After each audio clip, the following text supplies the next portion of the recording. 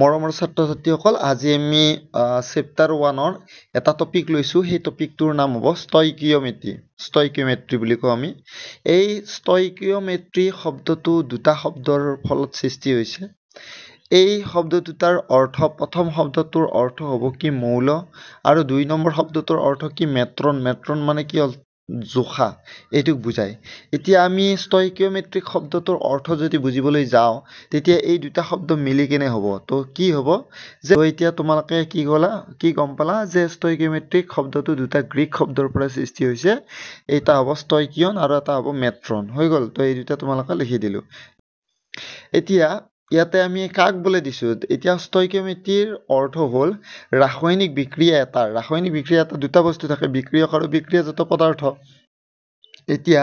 ষ্টয়কিওমেট্ৰিৰ অৰ্থ হ'ল ৰাসায়নিক বিক্ৰিয়া তাৰ বিক্ৰিয়ক আৰু বিক্ৰিয়াজাত পদাৰ্থৰ ভৰ গণনা কৰা এতিয়া কি কৰিবা তোমালোকে ৰাসায়নিক বিক্ৰিয়া এটা ল'বা যেনে মিথেনৰ দহনৰ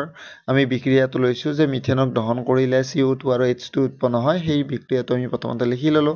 তাত কি আছে বিক্ৰিয়ক আছে আৰু কি আছে বিক্ৰিয়াজাত পদাৰ্থ আছে এতিয়া মনত ৰাখিবা সেই বিক্ৰিয়ক আৰু বিক্ৰিয়াজাত পদাৰ্থ কিছুমান মৌলৰ দ্বাৰা সৃষ্টি হৈছে এতিয়া সেই বিক্ৰিয়ক আৰু বিক্ৰিয়াজাত পদাৰ্থবিলাকৰ মাছ ক্যালকুলেশন কৰা ভৰ গণনা কৰাটো হ'ব ষ্টয়কিওমেট্ৰিৰ মেইন মানে এইম হৈ গ'ল এতিয়া নেক্সট তোমালোকে ষ্টয়কিওমেট্ৰিক কোএফিচিয়েন্ট মানে ষ্টয়কিওমেট্ৰিক সহগ কাক বোলে সেইটো মনত ৰাখিবা এটা ৰিয়েকচনত যেনে ইয়াতে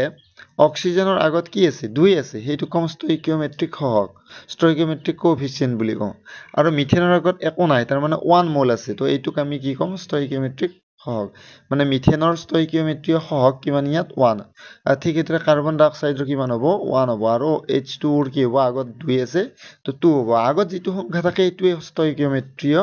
সহগ বুলি কোৱা হয় এতিয়া আজি মই এইখিনি বস্তু বুজাই দিলো এতিয়া ষ্টয়কিওমেট্ৰি মানে কি বুজি পালা চাগে যে ষ্টয়কিওমেট্ৰি মানে হ'ব ৰাসায়নিক মানে বিক্ৰিয়া এটা বিক্ৰিয়ক আৰু বিক্ৰিয়াজাত পদাৰ্থবিলাকৰ ভৰ গণনা কৰা কাৰণ বিক্ৰিয়ক আৰু বিক্ৰিয়াজাত পদাৰ্থবিলাক কিছুমান মৌল বা পৰমাণুৰ দ্বাৰা তোমালোকৰ সৃষ্টি হৈছে যেনে মিথেনটো চোৱা মিথেনটো কাৰ্বন আৰু হাইড্ৰোজেনৰ দ্বাৰা গঠিত হৈছে তো তেনেকুৱা আৰু কথাটো